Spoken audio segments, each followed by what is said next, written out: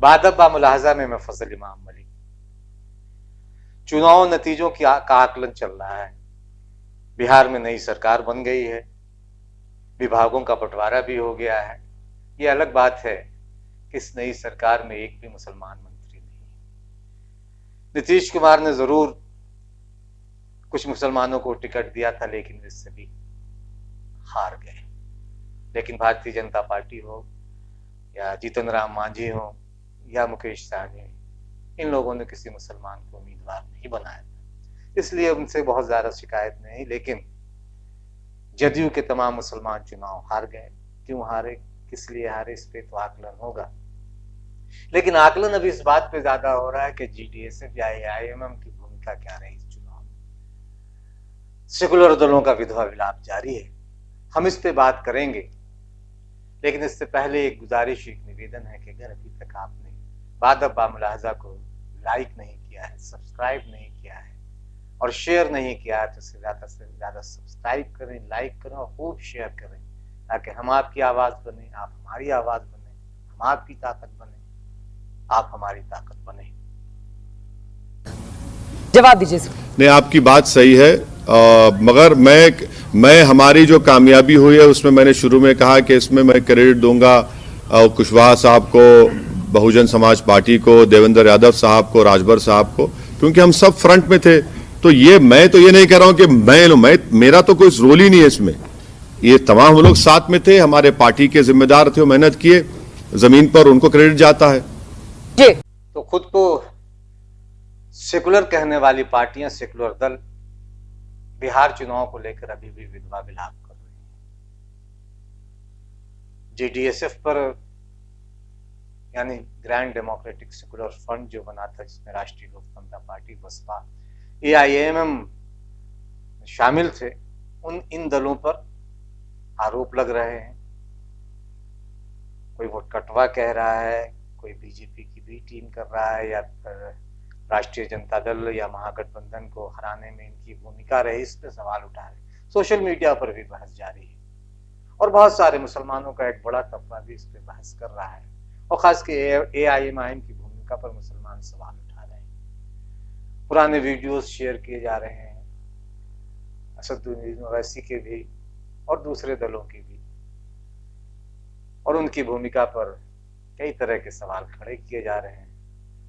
ये वही मुसलमान हैं जो कल तक लोकसभा चुनाव के वक्त राष्ट्रीय जनता दल को खूब छीछालेदर किया था, खूब गालियां दी थी, यानी किसी तरह की कोताही नहीं की थी, किसी तरह की कंजूसी नहीं की थी राष्ट्रीय जनता दल को उन्होंने भला बुरा कहने में। जब बेगूसराय से कन्हैया कुमार के खिलाफ राष्ट्रीय जनता दल ने तनवीर हसन को चुनाव में उतार दिया, और मुसलमानों का एक बड़ा तबका, नौजवानों का एक बड़ा तबका राष्ट्रीय जनता दल पर फिर पड़ा था, और हम बार उनसे बहस हुई और बार बार मैं उनसे कहता है, अरे बेअक्लो, थोड़ा तो सियासत की भी समझ रखो।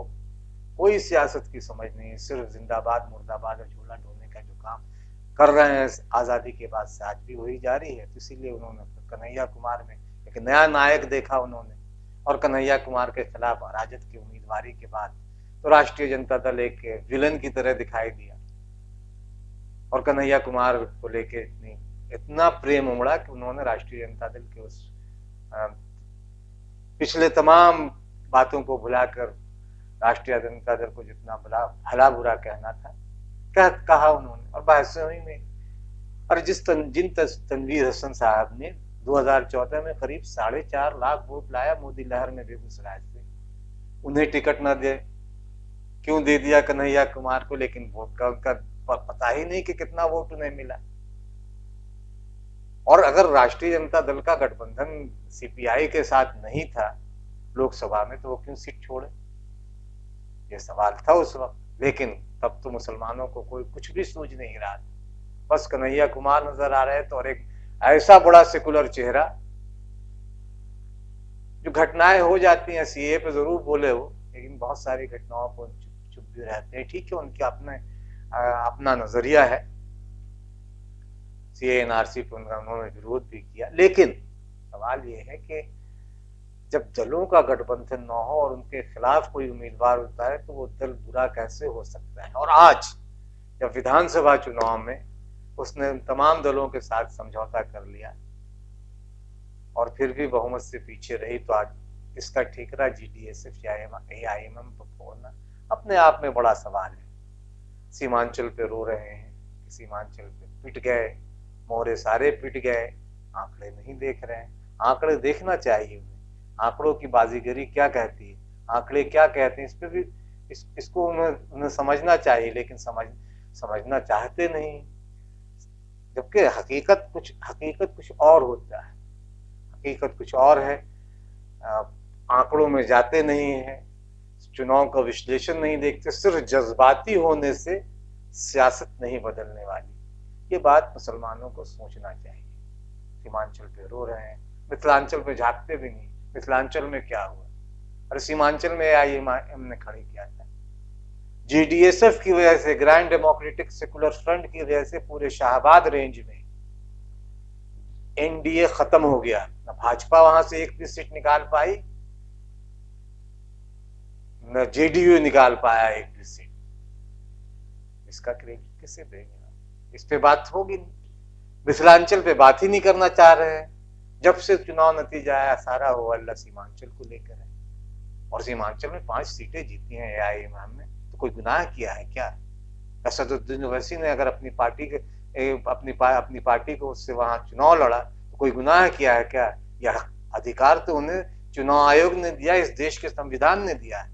विधवा विलाप करते रहे, कांग्रेस कुछ बोल रही, कभी B टीम कभी A टीम, और कांग्रेस जहां जहां कांग्रेस 51 सीटें हार गई अपनी, उस पर क्यों नहीं बात हो रही है? राष्ट्रीय जनता दल ने 144 खड़ा किया था, सिर्फ 75 पे जीती है। कुव्वत थी तो 125 सीट जीत लेते अपने बूते, लेकिन अपने आधे लगभग आधी सीटें हार गए आप, उस पर भी ऐठ ठकड़ बाकी है और आरोप दूसरे पर।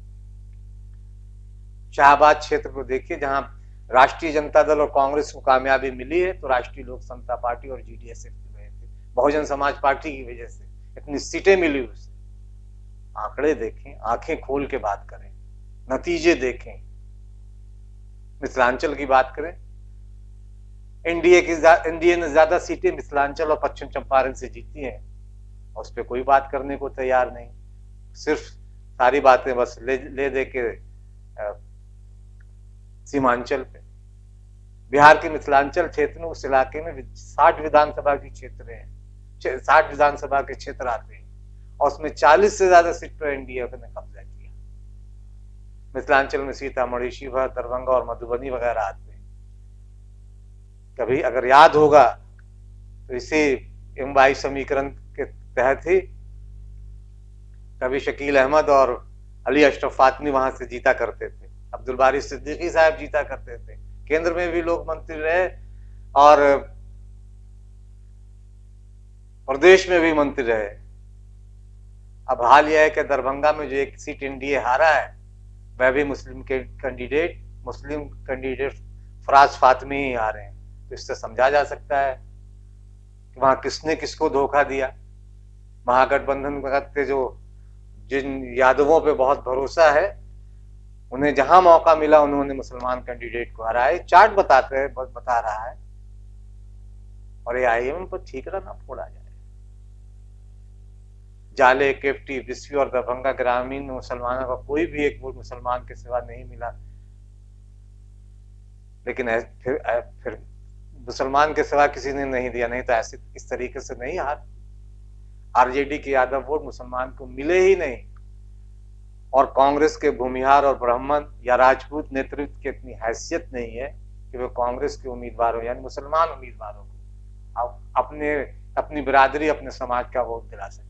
बोलने के लिए जो भी बोले हो, ओवैसी का रोना मिथिला में नहीं रोया जा सकता, उपेंद्र कुशवाहा का रोना मिथिला में नहीं रोया जा सकता, बहुजन समाज पार्टी का रोना मिथिला में नहीं रोया जा सकता, देवेंद्र प्रसाद यादव का रोना वहां नहीं रोया जा सकता। देवेंद्र प्रसाद यादव भी GDSF के हिस्सा थे, उनकी पार्टी भी। इसलिए वहां मिथिला की चर्चा नहीं हो रही है, चर्चा कोई कर ही नहीं रहा। सारे मुसलमान सीमांचल पे सिमटे हुए हैं, और यहाँ ये हो गया वो हो गया। कांग्रेस और कांग्रेस के यादव और कांग्रेस के सवर्ण नेताओं पे क्यों नहीं सवाल उठाते हैं कि उन्होंने अपना वोट ट्रांसफर नहीं, अपने समाज का वोट ट्रांसफर नहीं किया। लेकिन दरअसल होता यह है कि ठीकरा तो हमेशा मुसलमानों पर ही फोड़ना है, इसलिए मुसलमान ही मुसलमानों पर ठीकरा फोड़ रहा है। इसलिए जब भी चुनाव की बात होती है, जब भी एआईएम की बात होगी, जब भी इस तरह की कोई बात होगी, तो बात सीमांचल की होगी, मिथिलांचल की होगी ही नहीं। आंकड़ों पर भी देखें, थोड़ा आंकड़ों में बताते हैं। विधानसभा क्योटी से अब्दुल बारी सिद्दीकी हार गए चुनाव, आरजेडी से थे, महागठबंधन से थे, उनको 43.61% वोट आए, जबकि वहां मुसलमानों की वोट तादाद 42% है। और एनडीए ने जो चुनाव जीता है वो 47% वोट लाके जीता है। यानी 43% उनको वोट मिले, बाकी वोट नहीं मिला केवटी में अब्दुल बारी सिद्दीकी को, दूसरे समाज का, जिसपे आरजेडी अपना दबदबा, अपना कब्जा मानता है। मुसलमानों ने दिया और लोगों ने नहीं दिया वोट वहां।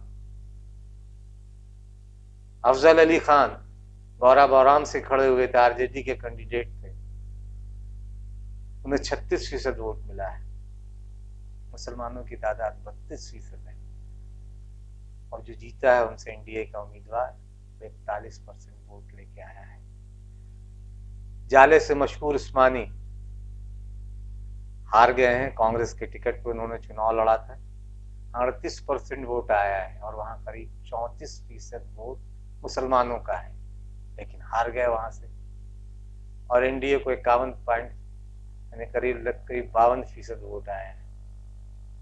अगर दूसरे समुदाय के लोगों ने वोट दिया होता तो शायद यह हालत ना होती। बिस्फी से मोहम्मद फैयाज आलम चुनाव हार गए, आरजेडी के उम्मीदवार थे, लगभग 42% वोट मिले, और यहाँ 37% वही मुसलमान है, लेकिन जिन्होंने हराया उनको 52% से ज्यादा वोट मिले। आफ्ताब आलम औराई से सीपीआईएमएल के हैं, उनको करीब 25% वोट मिले, जबकि मुसलमानों की कुल वोट वहां 23% है, और जिन्होंने आफ्ताब आलम को हराया उसे करीब 53% वोट मिले। बाकी वोट कहाँ गए? क्यों नहीं पूछते हैं आरजेडी अपने लोगों से? सारा ठीक रहा मुसलमानों पे, मुसलमानों ने वोट नहीं दिया।